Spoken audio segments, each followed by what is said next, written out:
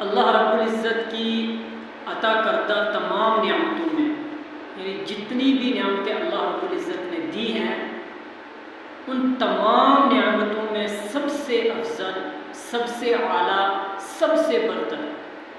اور سب سے بڑھ کر عظیم ترین نعمت جو اللہ رب العزت نے ہمیں دی ہے وہ ہے علم و ایمان کی نعمت۔ اگر اللہ کی بے شمار نعمتوں کو ایک طرف رکھ دیں اور علم و ایمان کی نعمت کو ایک طرف رکھ دیں تو وہ ساری بے شمار نعمتیں مل کر علم و ایمان کا مقابلہ نہیں کر سکتی، کیونکہ یہ نعمت اشرف المخلوقات انسان ہی کو عطا ہوئی ہے، اور انسان میں بھی سب سے پہلے انبیاء کرام علیہ السلام کو عنایت کی گئی،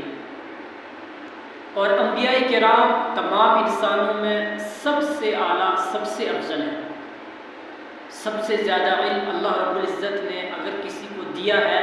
تو وہ انبیاء کرام علی نبینا علیہ السلام کو اللہ رب العزت نے دیا ہے، اور ان میں بھی سب سے زیادہ علم اللہ رب العزت نے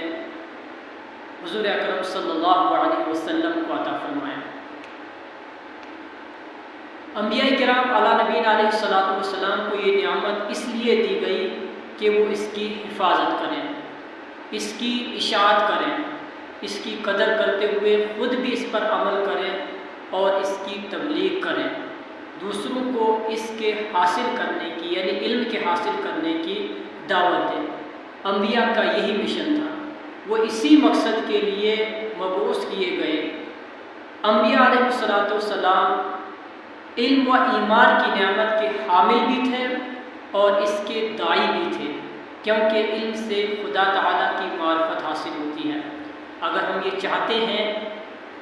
کہ ہمیں اللہ تعالیٰ کی معرفت حاصل ہو تو ہمارے لیے لازمی ہے، ضروری ہے کہ ہم علم حاصل کریں۔ علم کے بغیر کبھی بھی ہم اللہ رب العزت کی معرفت حاصل نہیں کر سکتے، اور ایمان سے اللہ رب العزت کی ذات پر یقین پختہ ہوتا ہے۔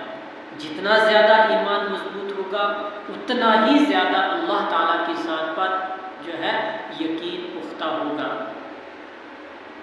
دنیا والوں کا مزاج ہے کہ جو شخص اپنے محسن کا احسان مانتا ہے،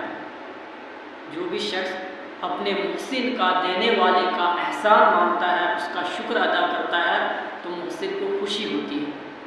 کہ فلاں نے مجھے یہ چیز دی تھی، اور وہ شخص کو اور زیادہ دیتا ہے، یعنی جب اس کا شکر ادا کرتا ہے، اسے جزاک اللہ کہتا ہے،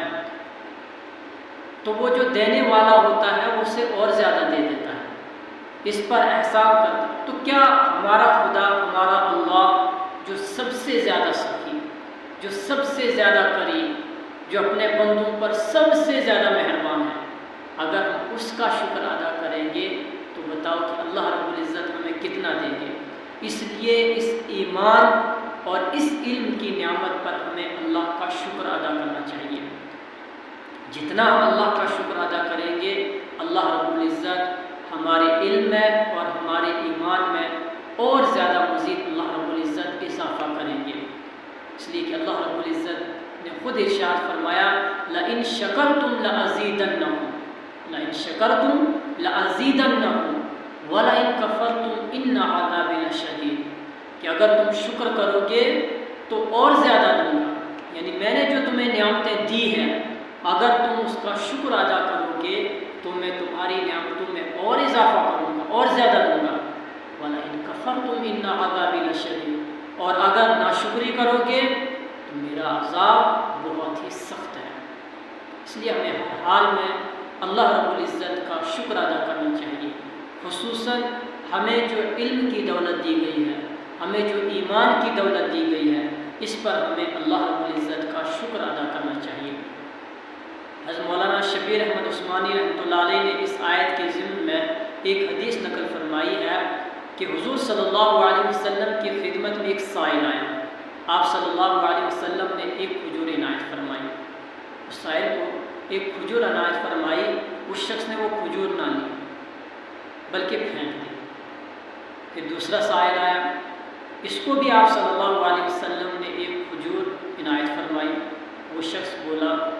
یہ ایک حجور رسول اللہ صلی اللہ علیہ وسلم کا تبرک ہے۔ آپ صلی اللہ علیہ وسلم نے باندی کو حکم دیا کہ ام سلمہ کے پاس جو 40 درہم رکھے ہیں وہ اس شکر گزار سائل کو دلوا دیں۔ جتنا ہم اللہ کا شکر ادا کریں، جب اللہ کا شکر ادا کریں گے تو اللہ ہماری نعمتوں میں مزید اضافہ کرے گا۔ اللہ رب العزت ہمیں عمل کرنے کی توفیق عطا